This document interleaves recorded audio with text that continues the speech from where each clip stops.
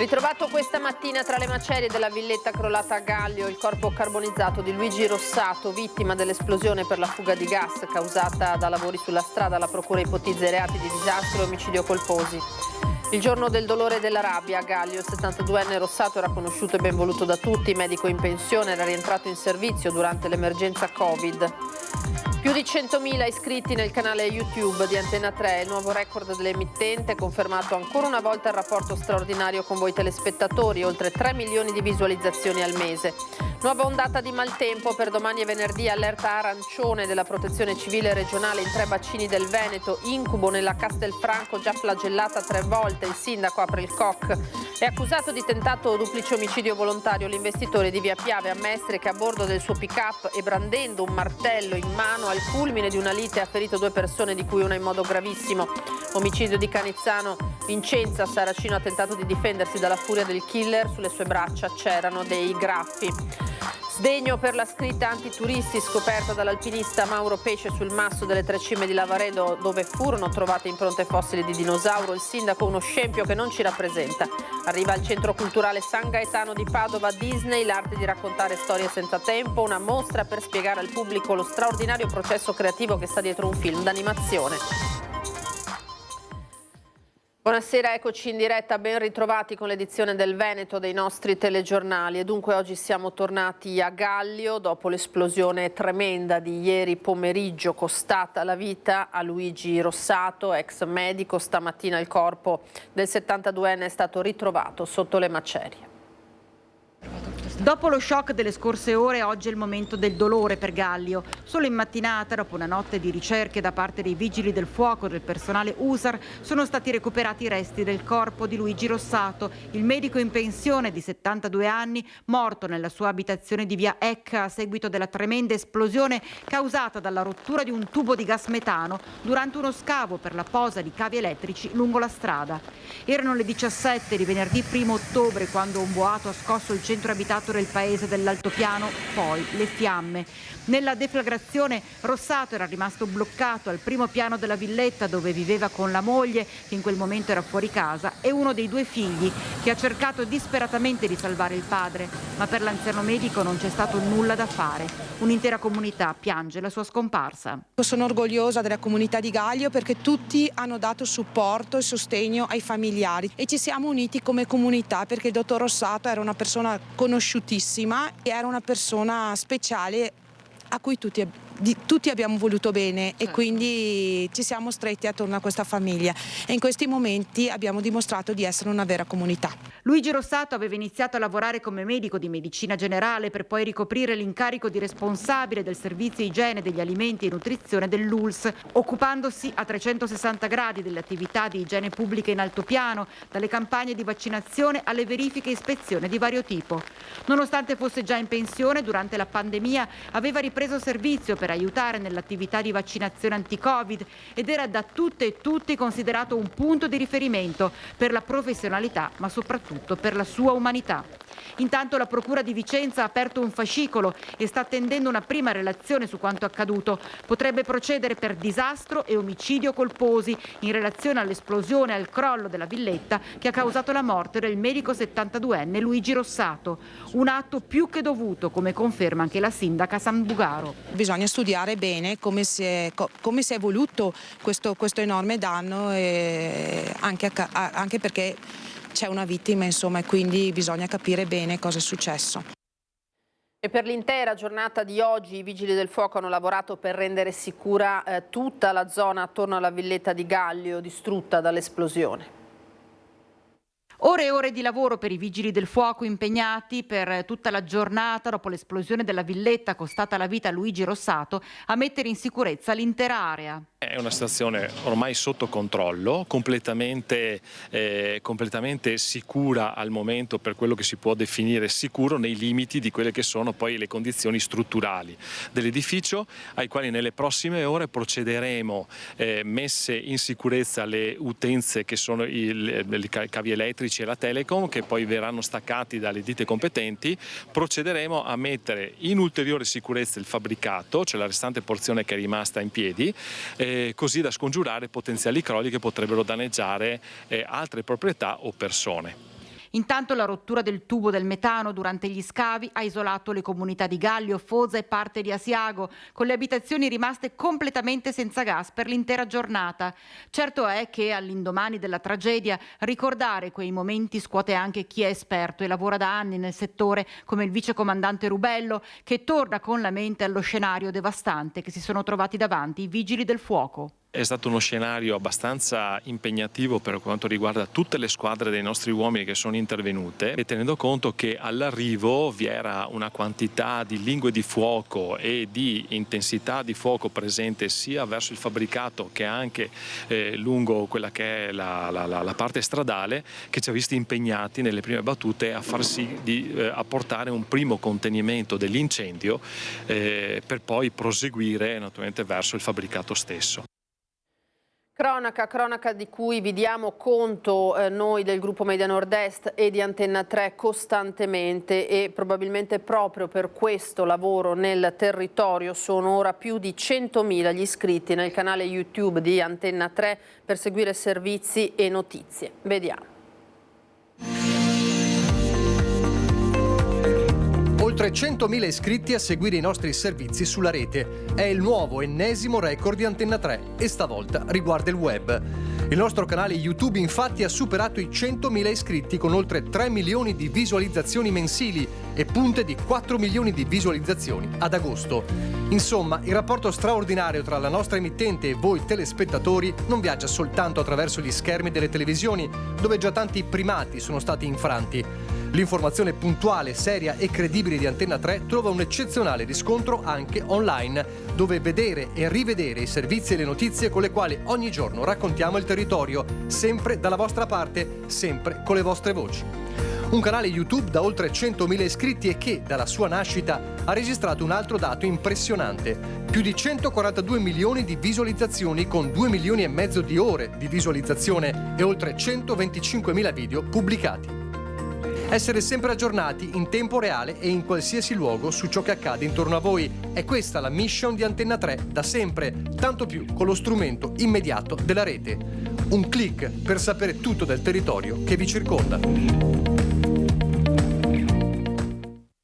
E un tema su cui è necessaria assolutamente la tempestività è quello del maltempo, e allora torna purtroppo l'ennesima allerta arancione questa volta, e con essa la paura dopo i danni e gli allagamenti della scorsa settimana. Si attivano i COC, il primo a Castelfranco Veneto, pioverà anche in modo intenso fino a venerdì.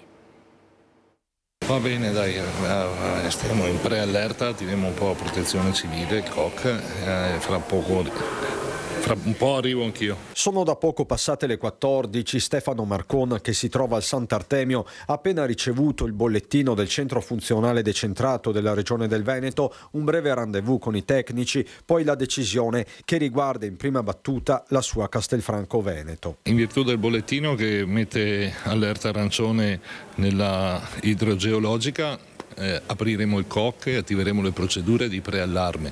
Si attiverà la protezione civile, parlo per Castelfranco Veneto naturalmente, e terremo monitorata in concerto con i consorzi Piave piuttosto che Risorgive monitorato l'andamento della venale. Sempre quella venale finora tracimato 3 volte in 5 mesi, forse i peggiori nella storia recente della città del Giorgione. Non vorrei creare situazioni di allarmismo, però dico di tenere alta l'attenzione. Noi monitoreremo H24 adesso l'andamento della venale.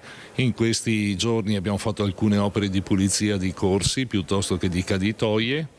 Abbiamo svuotato un po' il fossato, le fosse di Castelfranco, per accelerare il deflusso. Ieri è stata tolta una paratia sulla venale per il medesimo motivo, e dobbiamo stare un po' tutti in allerta. Allerta, termine ricorrente, che in queste ore si colora di arancione su 3 bacini del Veneto: Po, Basso Adige, Basso Brenta, Bacchiglione, Basso Piave, Sile, Bacino Scolante in laguna. Giallo il bacino del Livenza, Lemene, Tagliamento. Le precipitazioni saranno estese, localmente abbondanti, si legge nel bollettino, fino alla prima parte di venerdì. Venti forti da nord-est su coste e pianura limitrofa. Nella Marca Trevigiana, che solo la scorsa settimana è finita sott'acqua in più punti, la macchina si rimette dunque in moto. Visti i canali e i fossati ancora colmi d'acqua e i terreni imbevuti, non resta che sperare in fenomeni meno intensi rispetto a quelli più recenti. Lo stesso Marcon fissa un livello di sostenibilità. Se cadono oltre i 100 mm nell'arco di 3 ore, il sistema va in crisi tutto. Torniamo alla cronaca. È accusato di tentato duplice omicidio volontario l'investitore di via Piave a Mestre che a bordo del suo pick-up e brandendo un martello al culmine di una lite ha ferito 2 persone, di cui una in modo gravissimo. Suo marito adesso è tornato a casa questa notte? Non abbiamo niente da dire. Però volevamo capire cosa è successo per via dell'investimento. Signora, ti ho chiesto già gentilmente liberare subito la scala. Così la moglie ucraina dell'investitore 40enne italiano di via Piave a Mestre, soltanto una manciata di ore prima del cambio di imputazione dell'accusa a carico del compagno, da lesioni trasformatesi nel reato di tentato duplice omicidio. Ieri l'hai visto il tuo amico tunisino che è stato dimesso? Ieri sera, stanotte, insomma, l'ho visto. Ecco, cosa ti ha raccontato di quella serata? Ha detto bruttissimo, che comunque andava avanti e indietro con la macchina e lui, c'ha mezzo viso, tu mi hai fatto. Nelle parole di Giselle, amica delle 2 vittime investite la notte del 30 settembre scorso, il racconto di quelle ore da incubo, gravissimo Manello, per tutti Nello, papà di 4 figlie piccole, 40 anni, napoletano, in fin di vita, sempre in rianimazione all'Angelo, dopo che il pick-up blu gli è passato addosso ben 3 volte, così dal racconto degli amici tossicodipendenti. Avevano litigato, aveva uno screzzo appunto col ragazzo tunisino e quello era il destinatario del che. E dopo mi ha detto che appunto il tipo è sceso e gli ha dato una martellata in testa al napoletano, Nello, insomma. Stando alla ricostruzione anche delle indagini della Procura di Venezia, infatti l'investitore, dopo aver visto dalla telecamera piazzata nel pianerottolo i 2 uomini, pare mentre si stessero facendo una dose, fermi sotto la sua casa utilizzata come B&B, come conferma anche la moglie. Questo è avviso delistico.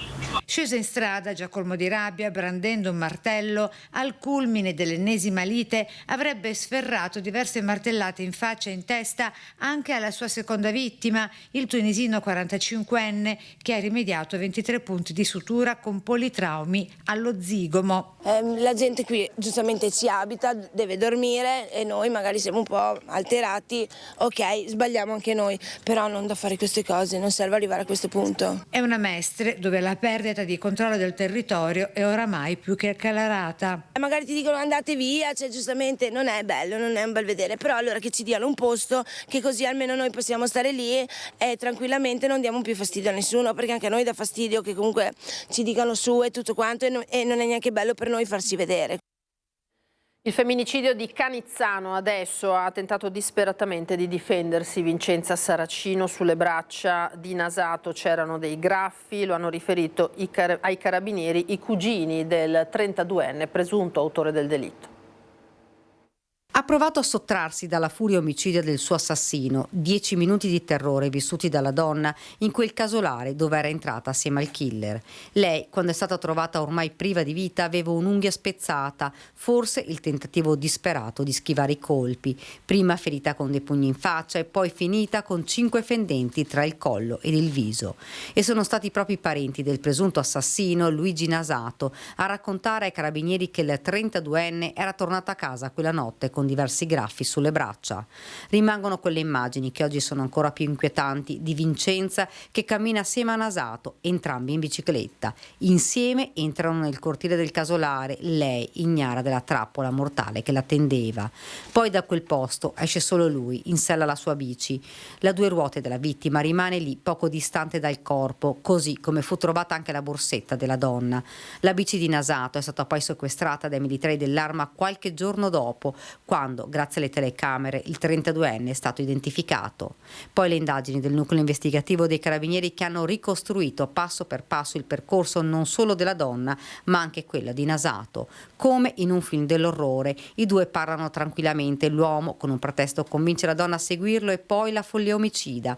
Quando e se l'uomo dovesse tornare in Italia su richiesta di estradizione delle autorità italiane, sarà comparato il DNA dell'uomo con le tracce trovate sulla bici di Vincenza recuperata recuperata dagli investigatori nascosta in una siepe. Quella sera, dopo il delitto, Nasato è tornato a Vedelago a casa di alcuni cugini ignari di quanto accaduto. Il giorno seguente ha preso l'aereo, il biglietto gliel'aveva acquistato la famiglia ed è proprio dai genitori che è tornato per una decina di giorni prima di sbarcare in Venezuela, dove è rimasto fino al suo arresto.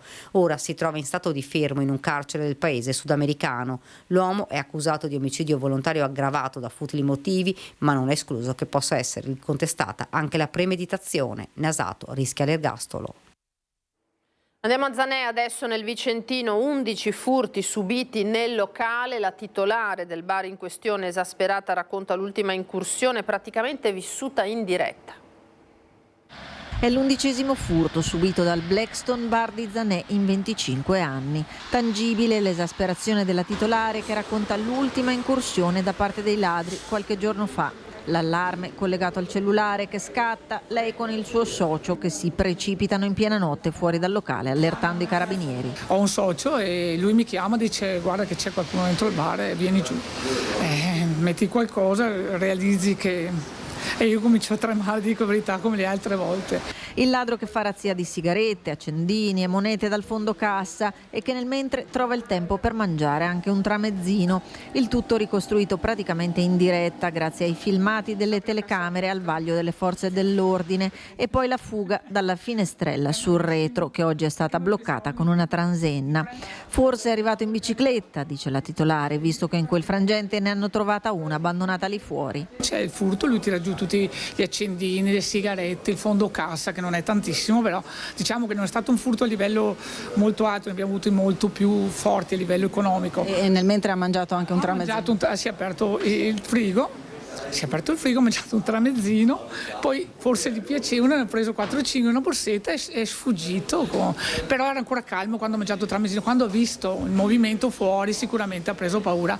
Non è la prima volta, ma l'11ª. Restano i danni e la paura a fronte di un magro bottino rispetto al passato in cui sono riusciti a rubare l'intero incasso e smontare le macchinette.